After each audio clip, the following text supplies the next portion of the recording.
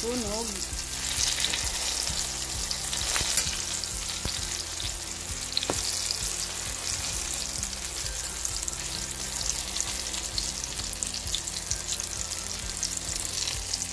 Ito siya ay itlog to na ini-scramble ko, tapos mayroon siyang salt and pepper.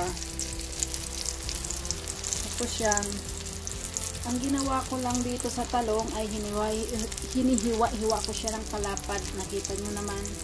Tapos piniprito ko siya ng kunting mantika lang.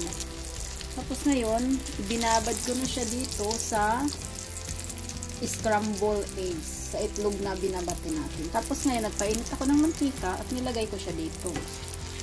So, ayan, tingnan nyo. Tapos na yan. Yan, nandito na siya. Kaya yun, mayroon na tayong tortang itlog.